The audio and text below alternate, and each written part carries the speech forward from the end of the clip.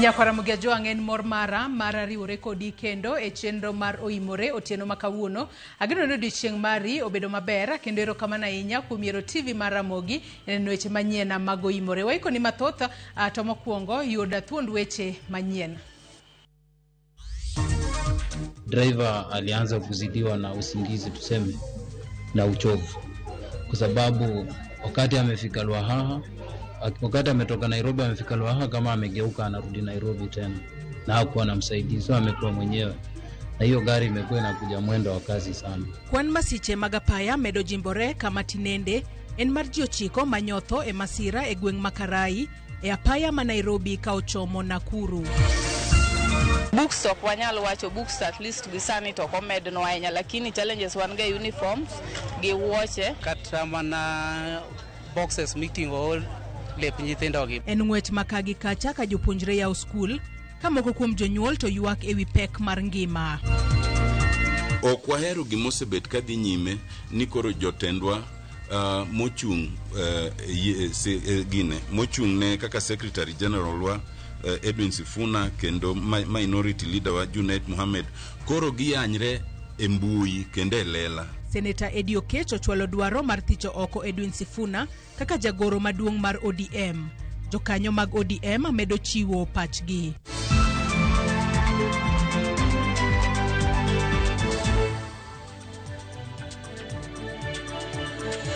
Nyakwaramugia juang bedu kodwa nyaka giko mar weche manyien mag oimore. Nyinga Joyce Oduor, jaloko marwa en Wilson Ochuka. Ndiknwa kokale namba mar 3600 ka weche makamagi bende nyalo neno achiel kachiel kokalo e Facebook page marwa kama wantiere live Ramogi TV ka achiel kod mbui marwa mar YouTube ibiro yudo wakacha Ramogi TV Kenya. Machiegni ka wachako kod weche motudore kod masiche magapaya kama ji moheo 20 osewito ngimagi e masira magapaya e gwenge mopogore opogore chakruok mar higani nyaka sani.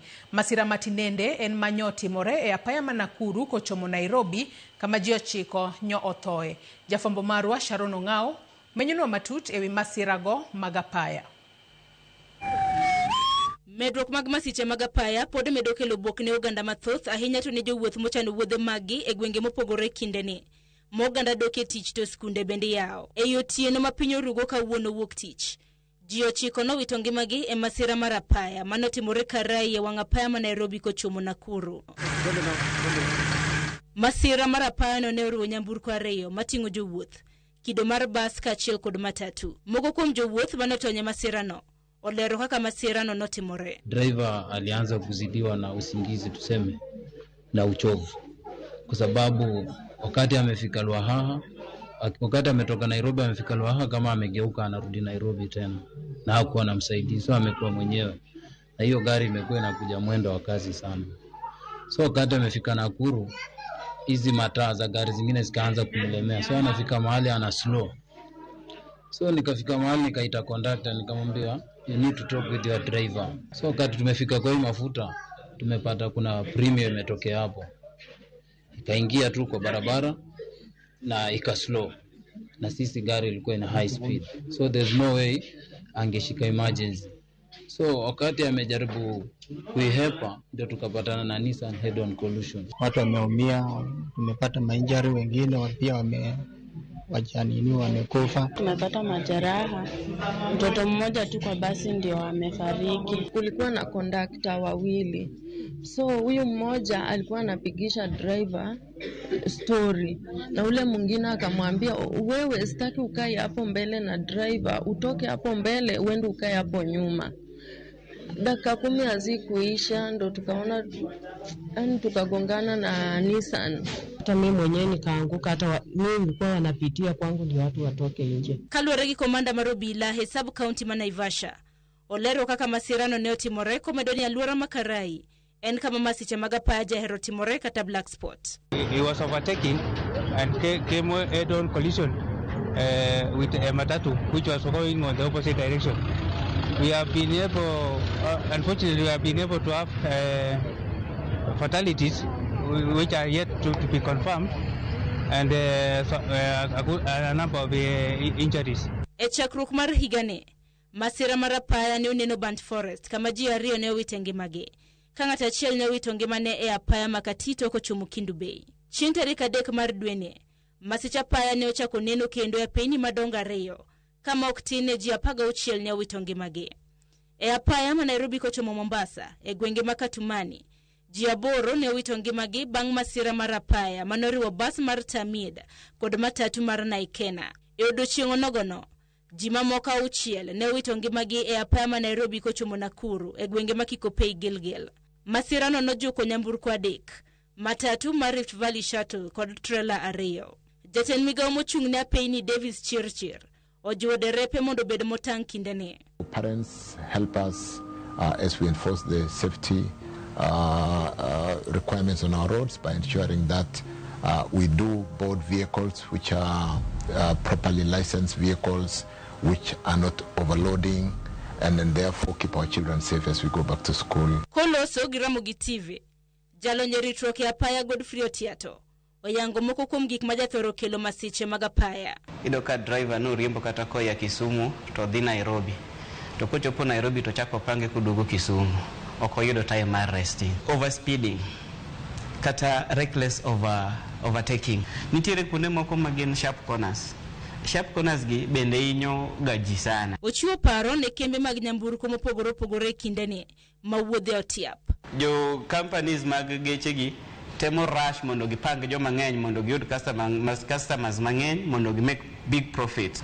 The supervisors mag these transport companies kindly panguru drivers moromo. Masira makawuono manotimore Karai ne okelo tho mar nyithindo 3 kaachiel kod joma dongo 6. Mamoko manoyudo hinyruok makoni kod kocha ne othiedh e osiptal ma Naivasha sub-county. Sharon Ong'ao, Ramogi TV. Kapod wamedo menyo ni matut kutudore kod masiche mag apaya, eni masiche mag apaya osebedo mang'eny e pacho kae kochakore dwe mar 12 higa mokadho e kinde nyasi mag sikuku nyaka sani. Masiche mag apaya 31 osetimore e kind tarik 1 dwe mar 12 higa mokadho nyaka kawuono tarik 5 dwe mar 1 higa mar 2026. Otieno makawuono nyakora Ramogi Ajwanga wamenyo kuonde ma masichegi osebedo katimore ka wachako kod masira ma otimore otieno ma piny orugodo kawuono. Mana kiwinjo kanyo bende kaka jafwambo marwa Sharon Ong'ao e sigana ma bende oleronwa odiochieng' ma kawuono tarik 5 dwe mar 1 higa mar 2026 masira mar apaya otimore e gwengego mago mag Karai mane wang' apaya maduong' mano ma Nairobi kochomo Nakuru. Kama masira makamano noyudo bas kaachiel kod matatu makamano ne en mano mar Nanyuki Cabs Shuttle kod bus mano mar Green Line kama ji 9 nowito ngimagi e masira makamano. Kawadok chien mar mondo mi wang'iane moko kuom masiche mabende osetimore e higani mar 2026. Chieng' tarik 1 dwe mar 1 higa mar 2026 odiochieng' mane warwake ayanga higa mar 2026 nitiere masiche mag apaya manotimore e gwenge mopogore opogore. Wantiere kanyo kod gwengego mago mag Burnt Forest kama ji 2 nowito ngimagi e masira mar apaya. Kopogore kod mano wantiere kod apaya mano mar Katito Kindu Bay kama masira mar apaya notimore. Kata kamane masira makamano onge ng'ata mano wito ngimane. Makmana ni ji 19 nodong' kod hinyruok makoni kod kocha. Kopogore kod mano bende nitiere gwengego mago mag Taita ma bende masira mar apaya notimore odiochieng' onogo mar chieng' tarik 1 dwe mar 1 higani mar 2026 kama masira makamano bende nojuko bas moro kama bas makamano nong'ielore kata gi dho ngere bas makamano no overturn kendo ji nohinyore e masira makamano. Kwang'iyo tarik machielo mano mapodi mar higani mar 2026 chieng' tarik 3 dwe mar 1 higani masira mar apaya notimore e gwengego mago mag Konza Techno City. Kama masira makamano notimore mane wang' apaya ma Nairobi Mombasa. Masira makamano noyudo bas kaachiel kod matatu kama ji 8 nowito ngimagi e masira makamano. Bas makamano ne en mano mar Tamida kaachiel kod matatu mano mar Naikana 139 Sacco mano jukore masira makamano kendo nomiyo ji 8 owito ngimagi masira makamano. Kwa dhie gwenge mamoko mabende masira mar apaya notimore odiochieng' onogo mano mar chieng' tarik 3 wantiere kod wang' apaya mano mar Nairobi Nakuru gwengego mago mag Kikopey Gilgil county mano ma Nakuru kama matatu kaachiel kod trailer 2 ne oyudore masira kama ji 6 nowito ngimagi masira makamano. Masira makamano kaluwore kod nonro mar obila matatu makamano trailer notuomo tok matatu. Trailer makamano brek mare nochot kama bang'e notuomo matatu makamano kaka trailer nosetuome matatu makamano nodhi otuomo trailer machielo mane nitiere mbele mar matatu no. Gino mano miyo koro matatu makamano nobedo kinda kata ediera trailer 2 go. Gino mano kelo tho mano mar ji 6 mane wang' apaya ma Nairobi kochomo Nakuru. Kapod wamedo mana menyo mago masiche mosetimore pacho kae, wadhi ane higa mano mar 2025. Parni masiche makamagi watemo nononu masiche mano timore kochakore tarik 1 mano dwe mar 12 higa mar 2025 nyaka odiochieng' makawuono chieng' tarik 5. Kwanyalo mana yudo mano masira makamano mano timore mago ka wang'iyo masiche mosebedo ka timore higa mar 2025. Chieng' tarik 10 dwe mar 12 higa mar 2025 nitiere masira mar apaya mano timore Moi's Bridge. Ka Moi's Bridge masira makamano ne otimore mano Moi's Bridge mayudore Kitale wang' apaya ma Kitale kochomo Eldoret. Kama masira makamano ng'at achiel nowito ngimane. Wadhi ane chieng' tarik 13 dwe mar 12 higa mar 2025. Masira mar apaya notimore gwenge ma Karai wang' apaya mano ma Nairobi kochomo Nakuru. Wang'eno odiochieng' onogo kwanyalo paro higa mokalo mano odiochieng' mane jaod bura machon Malugari Cyrus Jirongo noyudore masira makamano mane ochwe omiyo owito ngimane kanyo. Masira makamano nojuko gach Jirongo kachiela kod basa. Kwanyalo mana dhi mbele wang'i ane tarik 14 dwe mar 12 mano higa mokalo bende nitiere masira mar apaya mano timore gwengego mag Nyamira mano Ekerenyo mano county ma Nyamira kama ji 8 ne otho masira makamano chieng' tarik 14 dwe mar 12 higa mar 2025. Kapod wamedo menyo moko kuom masiche mosetimore chieng' tarik 23 dwe mar 12 higa mar 2025 mano odiochieng' maduol mochung' ne ritruok apeyni ma pacho kae NTSA ne oyango kwan mathoth ahinya mag masiche mag apaya mano timore odiochieng' achiel. Odiochieng' no nitiere kwan masiche mag apaya nyakora mogi ajwang' 16 mano timore gwenge mopogore opogore chieng' tarik 23. Joma notho masiche makamago gin ji 25. Ka kuomgi jogo mawuotho gi tiendgi gin ji 8, jogo mawuotho gi gari kata jowuoth ne gin 8, joriemb apiko ne gin 5, jogo ma idho apiko kata pillion passengers ne gin 3 kaachiel kod dereva achiel bende nowito ngimane chieng' tarik 23 dwe mar 12 higa mar 2025 masiche mag apaya. Kwang'iyo tarik machielo mano chieng' sikuku chieng' tarik 25 dwe mar 12 higa mar 2025 apaya mano ma Isiolo Meru nitiere miyo moro mano wito ngimane gwengego. Gino mano kelo rumbi mar lit kaachiel kod kuyo gwenge makono. Wadhi ane chieng' tarik 26 dwe mar 12 higa mar 2025 gwengego mag Nyakach county ma Kisumu nitiere masira mar apaya mano timore mano yudo nyamburko mano mar jangolo mano Javan Makajudo kendo masira makamano ng'at achiel nowito ngimane. Kawatieko masira mogik mar apaya mano timore chieng' tarik 31 ne en apaya mano ma Meru kochomo Nanyuki kama ji 4 ne owito ngimagi.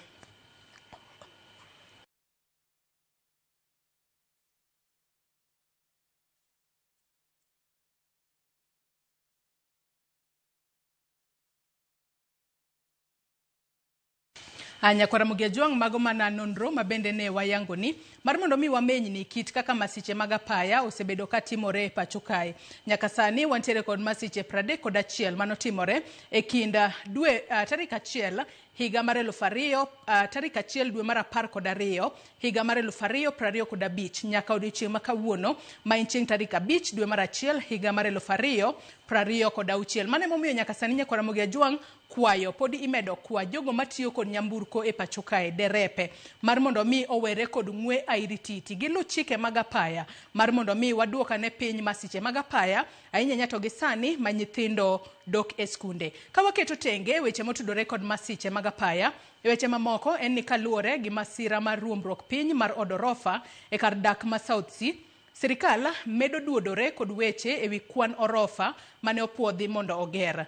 Sani jatend migao mochung'ne wechego mag udi kaachiel kod chenro mag bombe mano Alice Wahome wacho ni orofa mane opuodhi ne en 12 to jatend migao mar jotije sirikal Geoffrey Ruku to nyoyango 14 kende.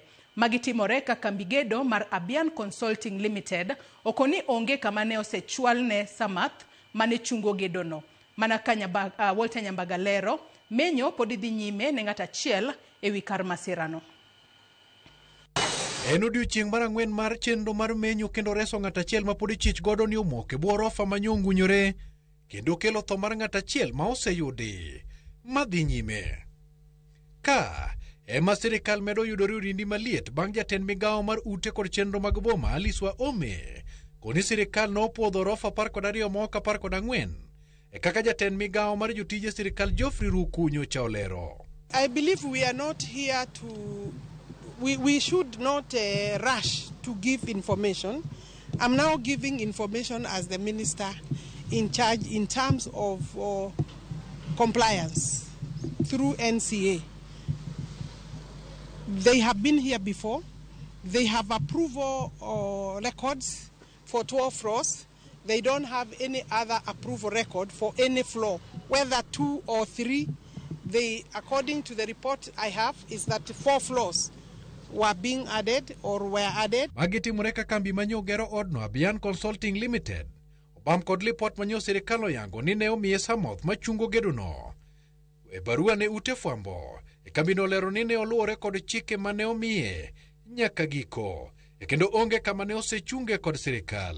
So the next question is, what will you do if a contractor or a developer is not complying?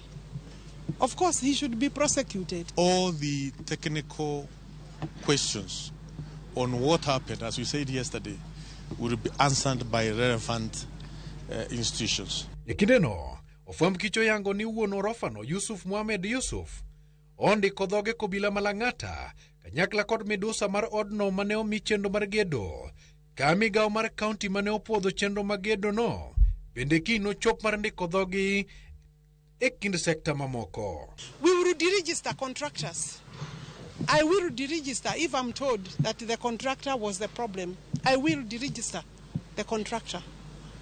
I will suspend the license of the architect if I find through the report that he went 3 other floors or 1 extra floor without approval by NCA. Magiti more kinde machendo mar menyo pod dhi nyime.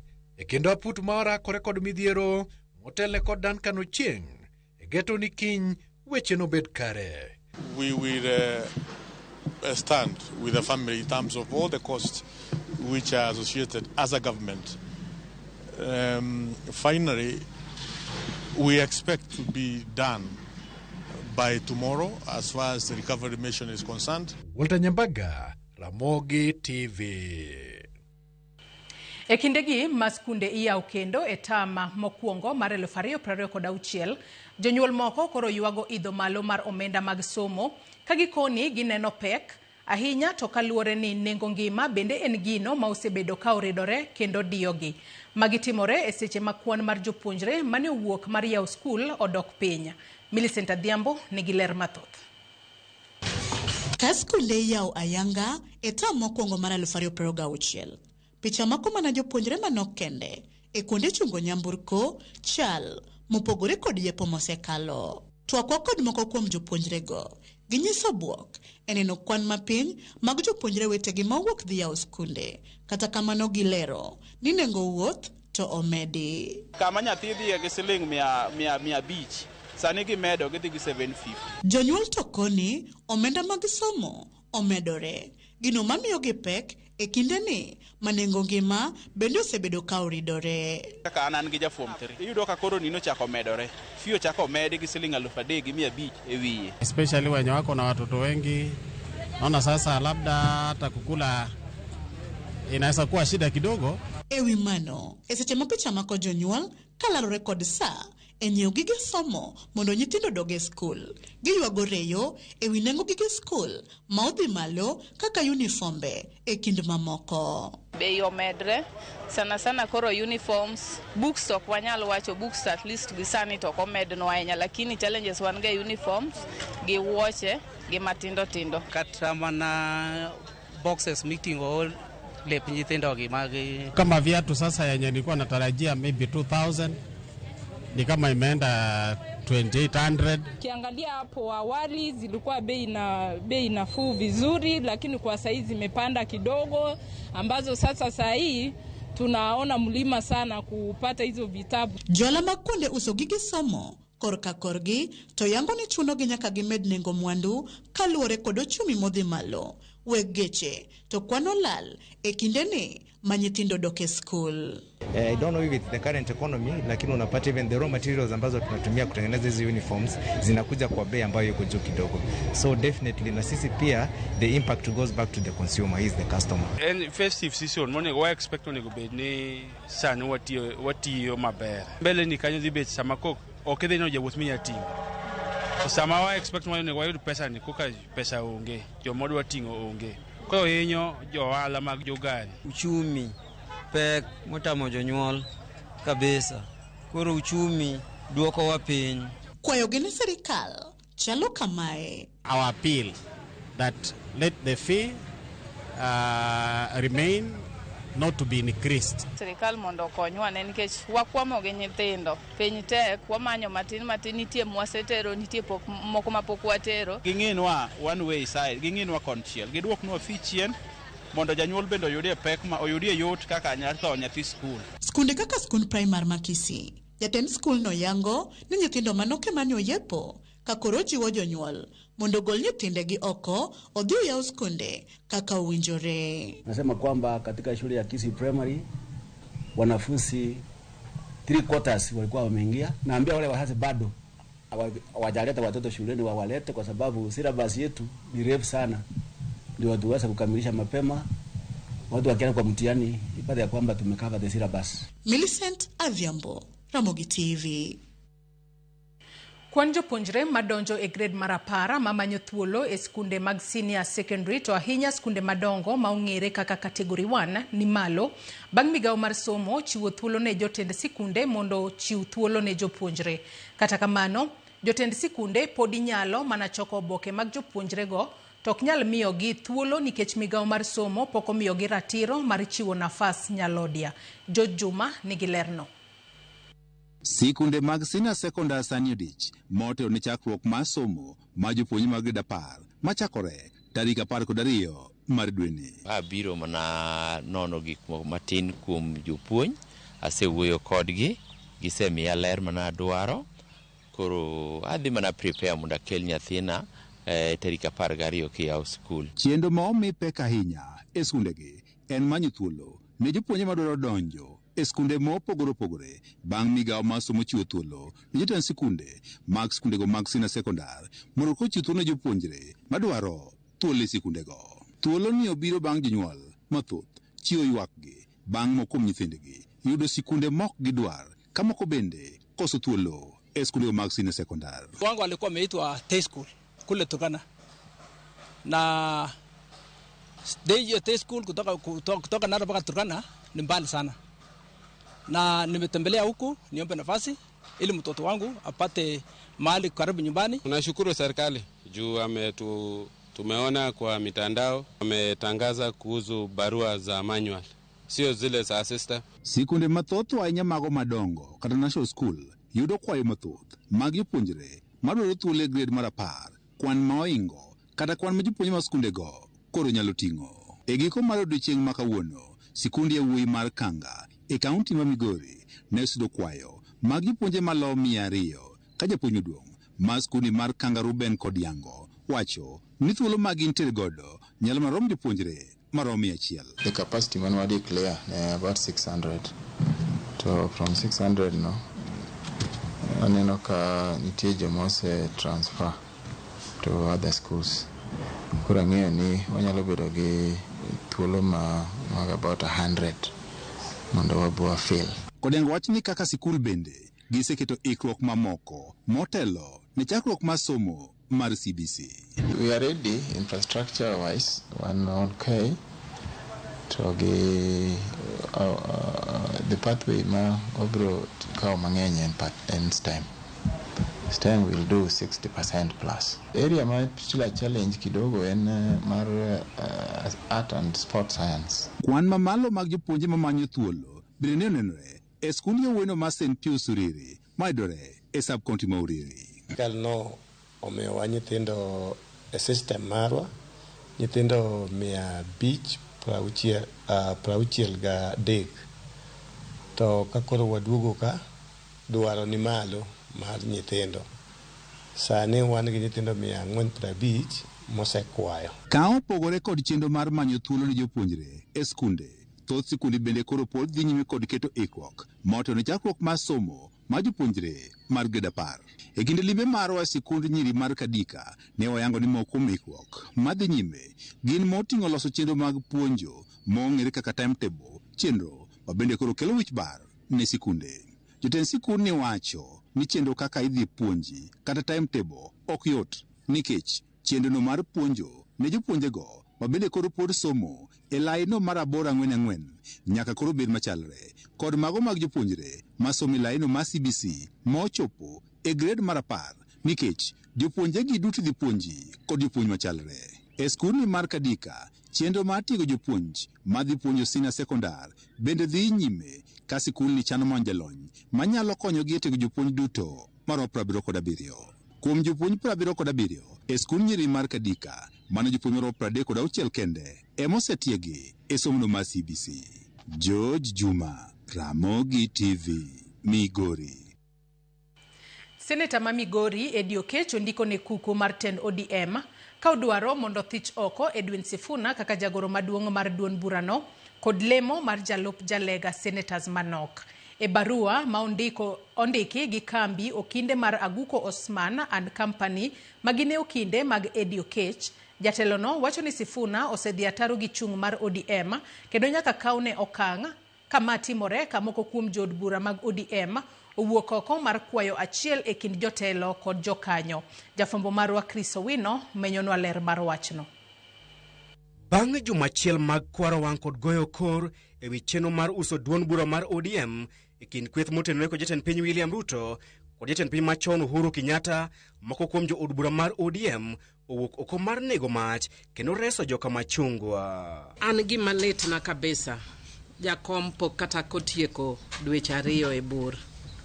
Jothurwa to ni wasemana chako laro pati wagore ayanga. Jothurwa wakudo wi jakom ok neti kama. Wan kaka oganda kendo kaka jotelo dwani wanyis ranyisi mopogore gi mwaneno kaka timore. Ka nitie kama rach wadoguru chien mondo wakuothi kama ok nere.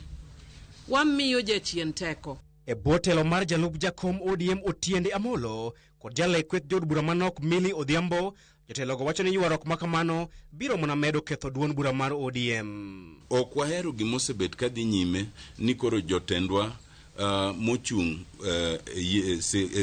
mochung' ne kaka Secretary General wa Edwin Sifuna kendo Minority Leader wa Junet Mohamed koro giyanyre e mbui kendo e lela.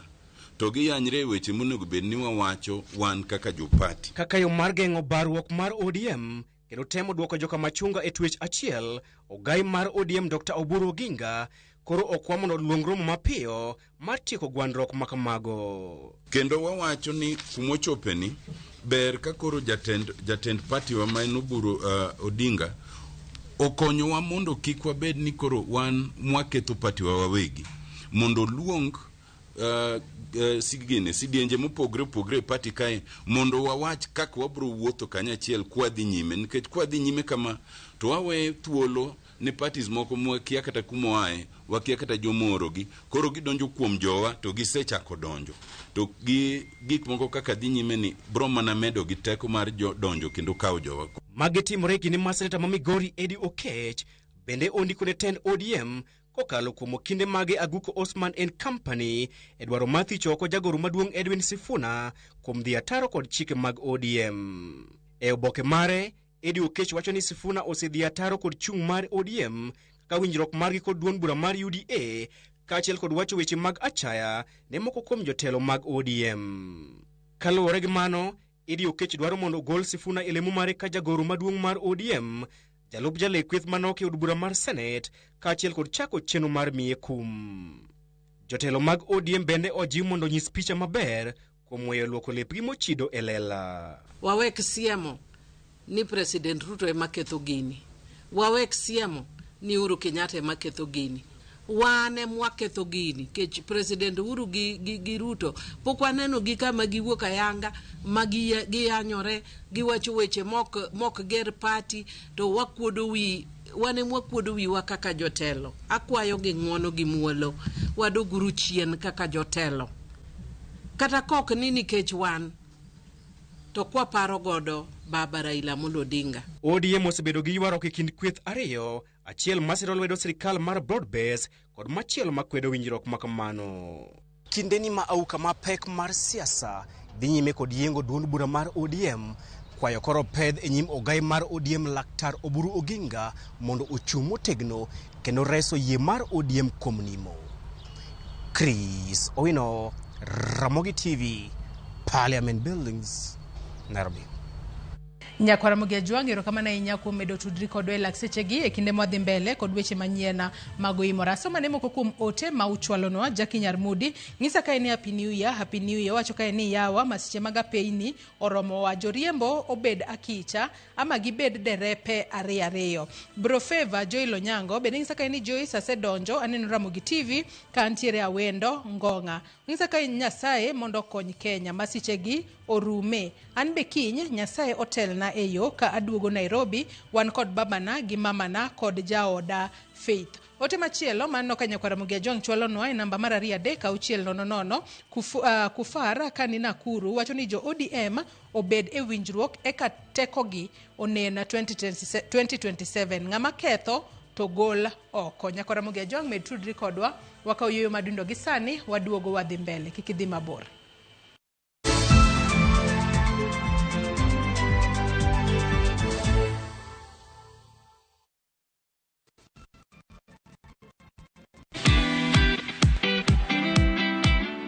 Get inspired as we welcome you to the world of stories. History, culture, heritage. Afrimax brings you stories that turn dreams into reality. Stories designed to connect you with people and give a glimpse of African sounds. Definitely good. Watch these intriguing stories of Afrimax only on Viusasa. This is where the magic happens.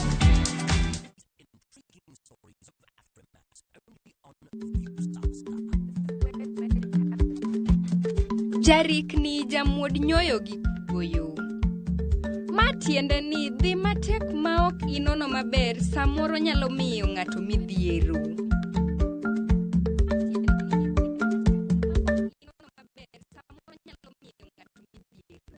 Teke na Wigo Boda.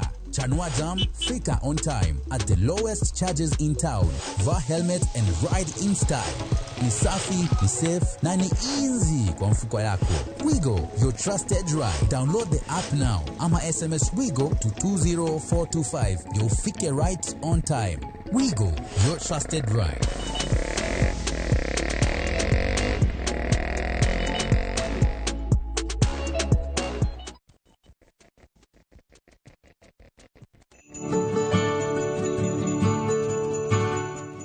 Higa mar 2025 Nyakwara Mugia Jwang osebedo higa mapek ahinya to ne oganda Luo.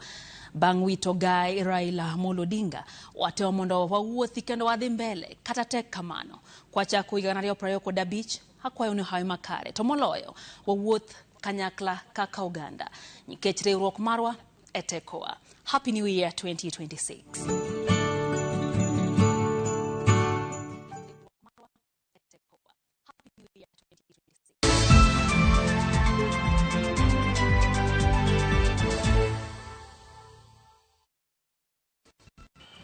Machiegni kendo nyakwara muge jwang' weche manyiena mago imore.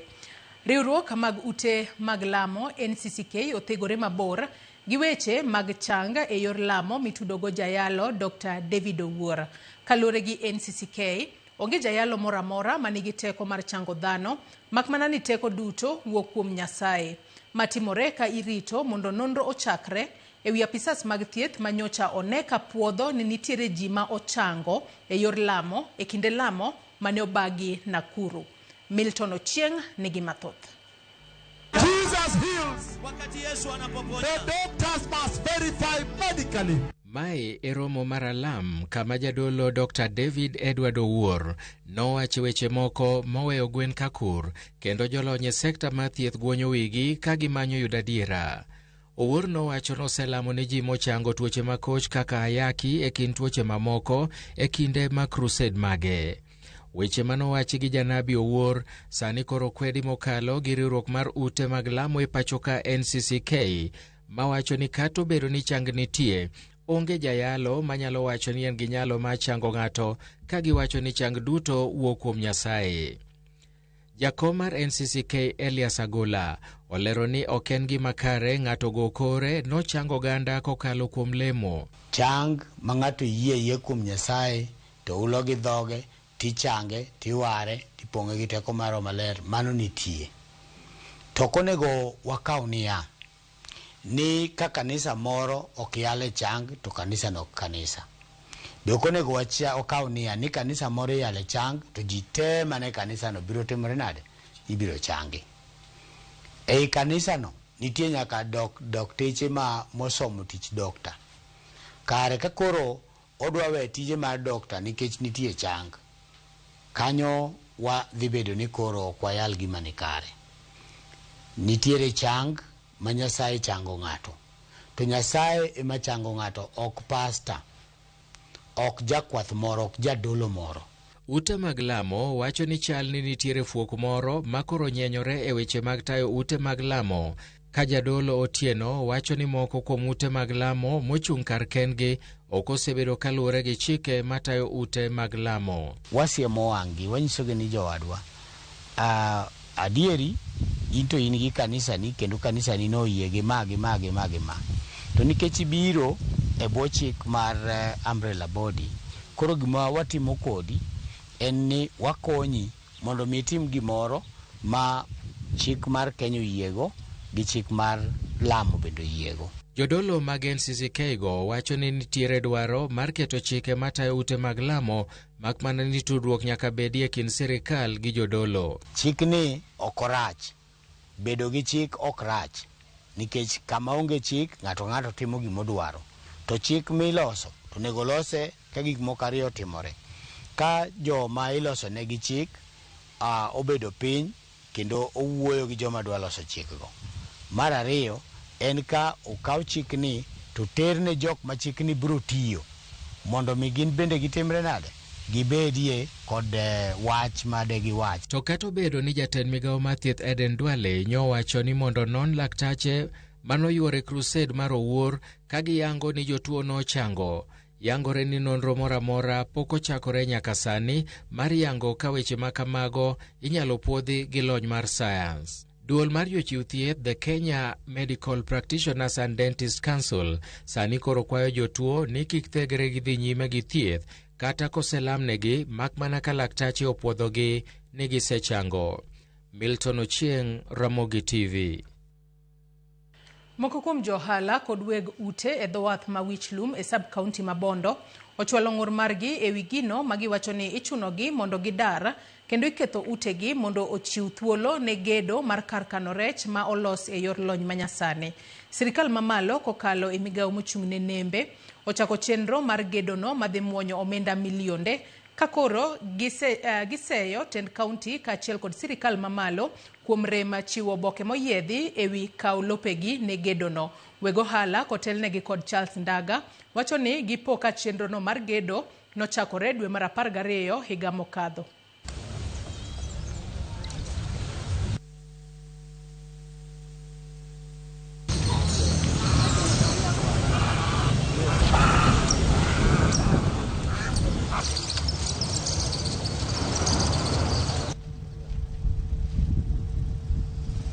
Koro gima dhi mbele ok wang'eyo. Wasekwayo joma timo kata gedo mondo savwa kata gi notice kata any written document wanya chako godo wuoth niya joma gedo joma timo gini en ng'ano giri mondo oyud kama nyalo gie. Gino se affectwa masani samwa wuoyini tenants mane wantiere utewa jok manodake dhano sedar onge tenants ma wan godo sani ohelni manatimo kuondego olor gidhi bagi chilo nyaka ute makata kaka dani gol giri e ot bende is a problem nikech kodi fili kidonjo to ng'anya donjo ni ang'awa ni trespass. So na po chieng' moro korna wach ni dwara wich lum ka gi jakom na biro piyo piyo na kawa piko mabiro piyo piyo mayudo jakom mwalo ka ma jakom okona ni udi go korimuko joma muko wachwa malo Nairobi ni udi go korimuko takona ni jakom anadwaro mna notice letter to kona ni notice letter ok gindiki an gi masin kanyo masini no geng' ma gimoro amora onge mogole e odno kaka ne jogo biro mochiele kanya chaka duogo ni kamoro ne giweno tuchi ni nyalo golgo gik moko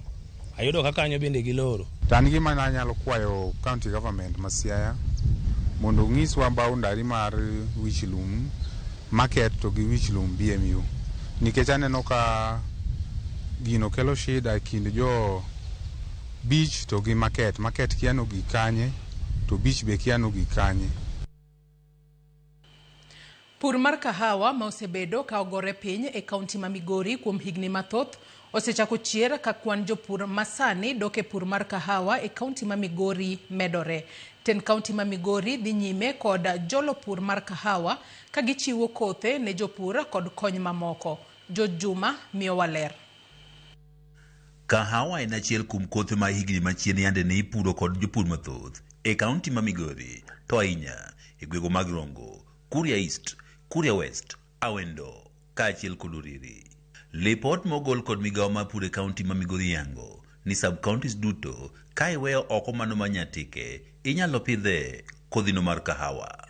Kata kamano kuom higni mogwarore pur mar kahawa osebedo ka dok piny e kaunti ma Migori ka bende mana jopur sanja ema koro pod omako pur mar kahawa ma otegno.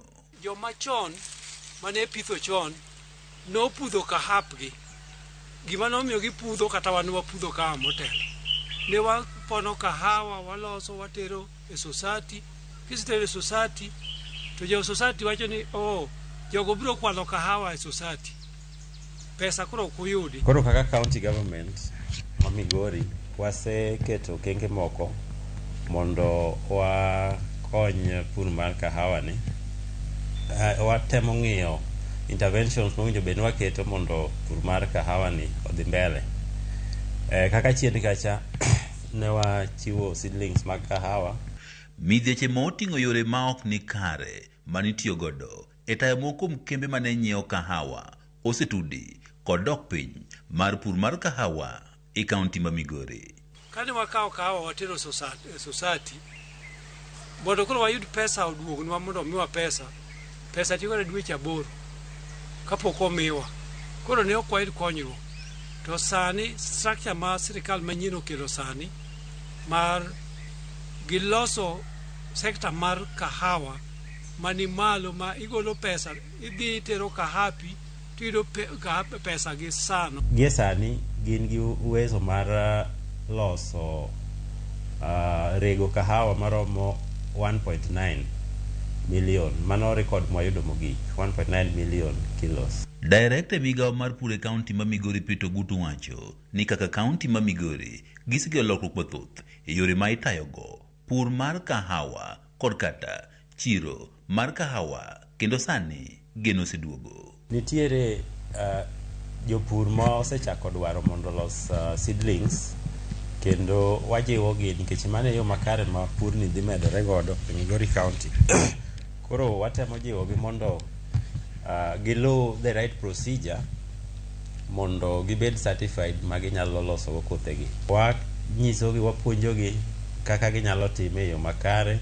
Kata kamano, historia manyien ochak ndiki e pur mar kahawa e kaunti ma Migori. Wasekete budget pesa moko mondo watem jiwogo purni kendo ma dhi konyowa yudo seedlings kata kothe ma wabiro miyo jopur kochopo higa manyien. Lokruok ma osebed ka iketo kod piny owacho e sekta mar kahawa oselombo kwan jopur buora mondo kodogi e pur mar kahawa e kaunti ma Migori. To sani sirikal masani okelo dongruok maduong' ne kahawa. Wayudo ni kahawa sani kila achiel en siling 80, to motuo mano korka cherry manumu mwadwa tero factory, to motuo kwasedhi wadwa tuoyogi mwaketo wayudo ni en siling 85. Samuel Ogao mawuok e gwego ma Kodero Bara e sub-county Marongo en achiel kuom jopur ma osebedo ka omako motegno pur mar kahawa kendo yudo nweng'o maber. An gi tielo 500 masepidho ma moko mana kuongo chako godo gichasetimo gi pruning ang'ado, koro gichako loth sani mondo gichak dongo gi piny. To masani apono pod an godo tie 100 mana ang'ado, modong' 400 pod apono magin kaka ni dieng'e akani. Kahawa osemiyo ayudo dongruok nikech kahawa ema indi konya ka adhi achulo go fees, ayudo go yo manyalo yudo go chiemo ma wanyalo chamo dala kata agero go gigena manyalo timo. Ogao ne oweyo pur mar niang' higni mathoth ma okalo kendo donjo pur mar kahawa, pur mowacho ni osemako lwet ariyo makata moko kuom jopur mar kahawa osebedo ka weyo purni. Kani wachako kahawa, wayudo ka kahawa nigi pesa moloyo niang' mane wapidho. Nikech kahawa kisepidhe mikete wuoyo maber kata compost heap dhi iloso mido manyiwa mikete, tiro ni kahawa ochiek ma ok ochandi gi gik mang'eny. Kata kamano, jopur mar kahawa pod kale midhieche mathoth ma oting'o rach mag pinyni ma gitiyo godo e tero kahawa e chiro. Wahero ni sirikal nyalo konyowa godo. Namba 1, yore mwating'o kahawa wadhi ge society ok beyo.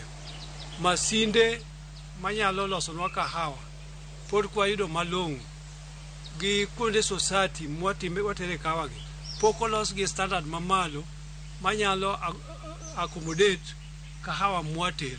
Kidhi yo Mount Kenya iro ka joka nigi sako magin godo, gin gi geche mabiro nyaka machiegni kuonde ma center magiketo ma kahawa kosepone koro kar mondo ichandi kode koth goyi wang'ayo kitere society.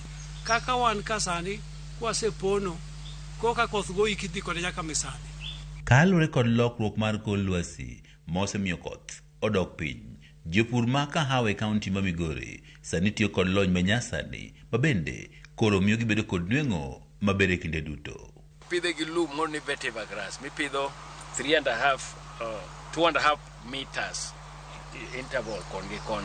Kaeto tiend lumbuno wakete yiende ma iluongo ni logs madongo. Kaeto wachako waketo bedegi, kaeto wachako waketo itgi mondo ominwa kahawa mbolea to gi pi. Koro ka koth ochwe to gimako, to ndalo chieng' to kahawa mana nigi pi. Director migano mar pur e kaunti ma Migori Peter Gutu wacho ni tend kaunti ma Migori nitiere kod lek madongo ne sekta no mar kahawa ma oting'o neno ne gibedo kod chiro malong'o, giyudo masinde manyasani mag rego kahawa kod mamoko.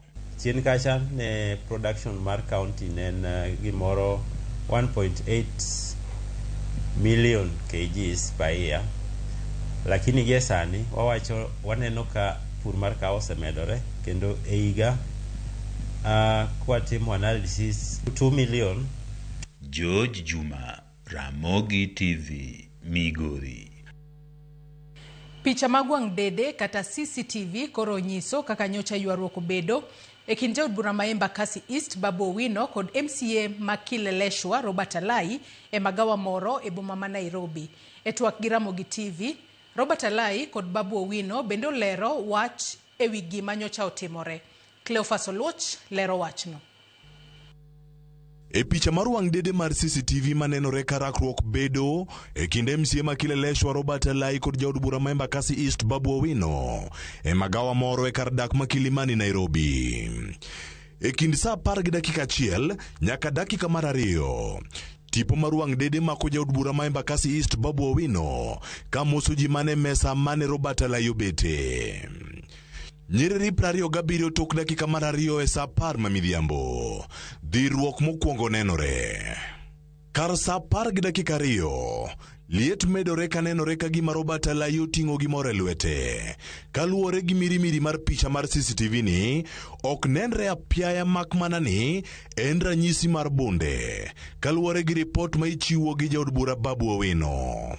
E kar saa 10:09, tipo mako aduoka mager e kind Alai gi jotich mar magawa mane temo kweyo wach.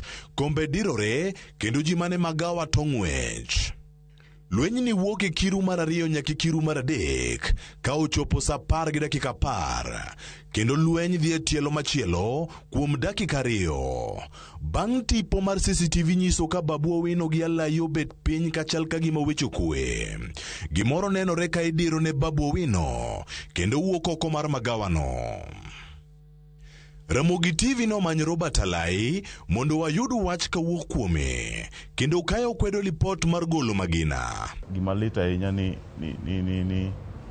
giwacho ni na golo magina mano ka golo. Ng'at mane nitie toka emokawo kicho neno ka ting'o na rwako mana shati no ka rwako jacket. Alai wacho ni Babu emane okinye kendo buke e wi wach siasa ma Nairobi. Ochako mana dhiro wiya ni obopanga.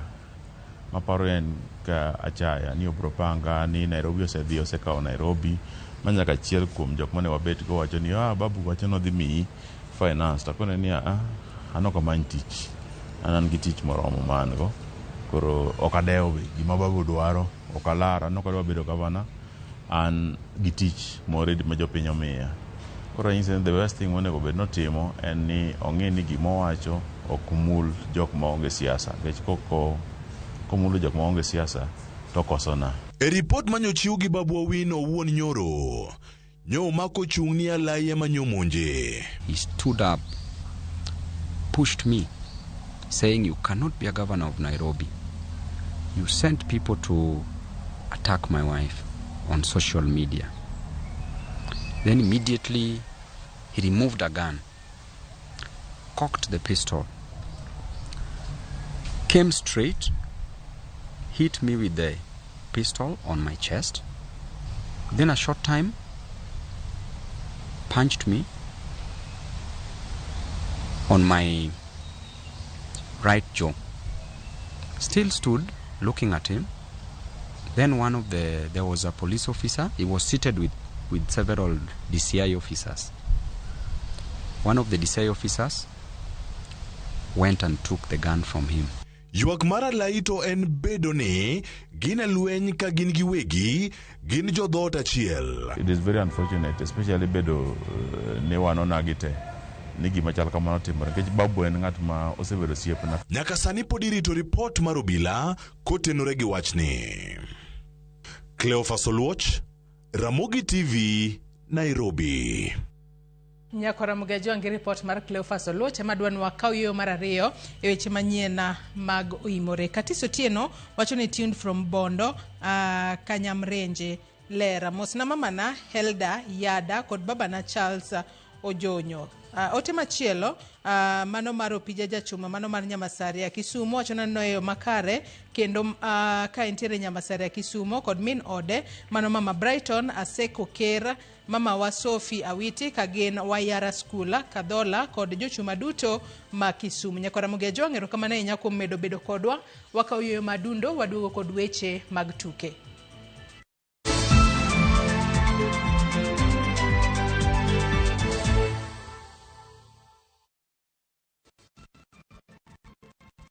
Are you a Kenya government civil servant na uko na ka emergency? Maybe your child is sick, rent is due, or unexpected trip came up. Usijibox kwa noma. Borrowing on MyMobi is now upgraded to a whole new level. Forget that old story of filling out forms or waiting for HR to approve your loan. MyMobi is now instant self-approval. Simply apply for your loan, enter the code sent through SMS to approve the loan, and the cash hits your M-Pesa instantly. Sasa, hakuna mambo ya payroll imefungwa. Sort noma zako anytime, any day. Whether it's a weekend, holiday, or the middle of the month, MyMobi is open 24/7. Dial *531# and get up to 20,000 shillings to sort your emergency. Repayment is easy. Pay early via M-Pesa or let it be deducted from your next payslip. The choice is yours. No paperwork, no drama. Ni wewe tu na simu yako. With MyMobi, now you're in control.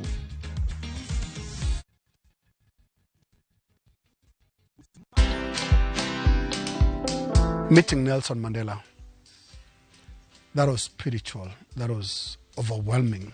It was just breathtaking.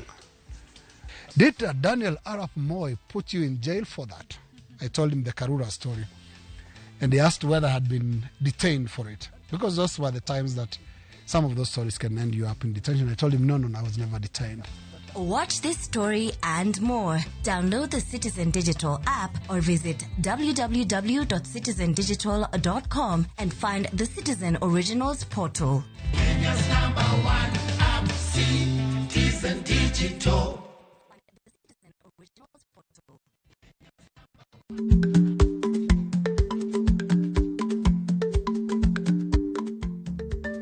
Dhako muol kadonjo, matiende ni, bedo ni ng'ato ling' e kinde ma owendo, ok ofulo ni omuol. Samoro en kod kido mamoko.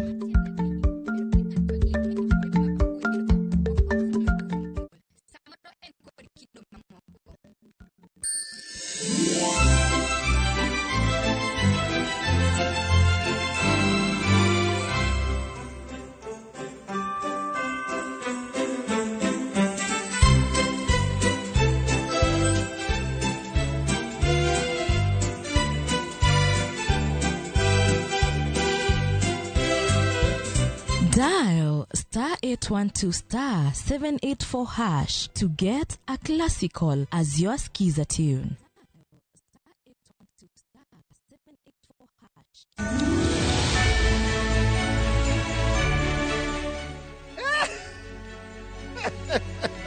Bro manunga mo uro ni message mi nyera ni. Ai message mo ndo kama lomba. Okimia so me ande lomba. Kilo so message na. Oh kuro nyiro sasa ko uro ni messages donge. Nyiri make keno message do jabane sim nyiri make keno. Kido chako na iga gasira donge mo. Ne vekti do di malo ene ngoma rach kodi. Kana mi asoma ngomi pando. Ergo so meara. Karamana ma de mane wish happy new year. Eh kure ma bila dwaro ni wish ni kwara moga juang. A happy new year.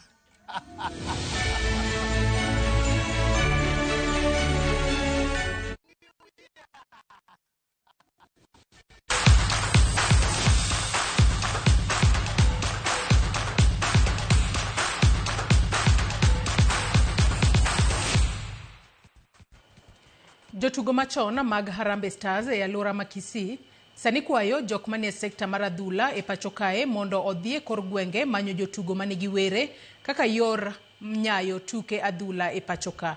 Kane giloso yo Kisii e kar chung od bura ma Nyari Bari Chache, jotugogo kamoting'o Musa Otieno, Francis Onyiso kod Henry Motego wacho ni adhula mar Kenya rang'iny mare nyalo dhi malo kapo ni omany talanta e kor gwenge. Kabende gikwayo ni kocha mag adhula ma pacho kae mondo omed puonja e rang'iny mamalo mar bero tuk adhula. Wazee walikuwa na support. Nafikiri ni sisi kuleta mpira hapa nchini ende kwa level nyingine. Lazima tulipane mashinani. Lazima tuoneshane na vijana. Si tournament pekee. Kwanza lazima tuwapatie makoches mafunzo.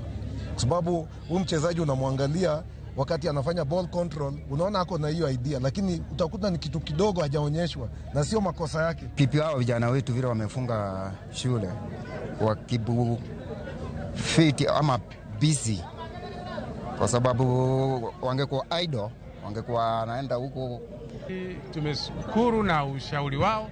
Ile kitu muhimu wamesema, chochote unachofanya lazima uwe na discipline, ndio kitu ya muhimu. Vijana wetu sasa Waibeno wamepata mafunzo, sio Waibeno peke yake, ni dunia mzima. Tuke mag FKF Youth League manitimo e kor gwenge mopogore opogore ochopo e giko mare. Joloch nosidhi e counties ma Mombasa, Turkana kod Kisumu. Tuke makamano gin mag FKF ma itiyo godo mar bero adhula mar rawere ka chenro makamano isiro kod FIFA. Tukego kelo kanyakla rowere manyiri gi machuo manie bwo higni 15 kod higni 7. FKF geto timo lokruok ne tuke makamago ka iterogi e rang'iny mamalo.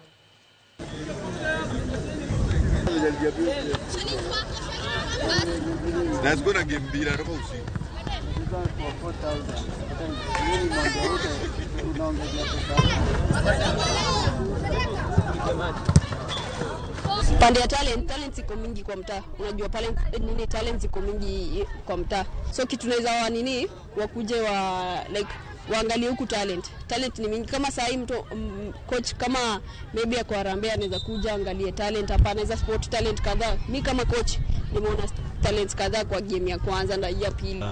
I can say it's something good for our children here at the community, because most of us when we grew up hatukuwa na chance ya kucheza such leagues.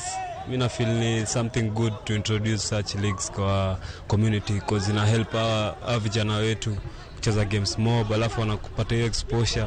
So it's something good for our league, and it's something good that will help us coming on in the future for our kids here.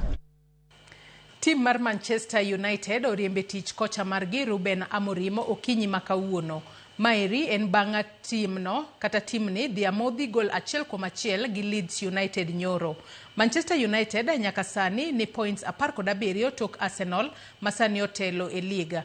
Kendo giseloyo mana tugo achiel kende kuom tuke 5 mokalo. Maeri timore manodichieng' achiel bang' Amorim wachone telo mar Manchester United ni mondo owe thuolo otitije kaka kocha ma ok odonjruok kode.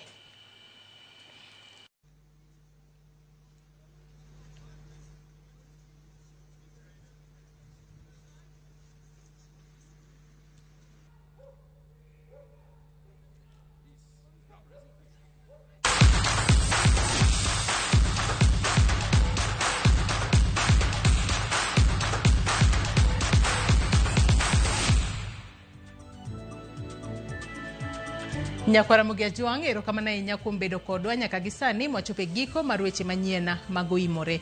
Ibed kod otieno maber, oriti masani, nyinga Joyce Oduor, nantiere kae kod jaloko marwa Wilson Ochuka.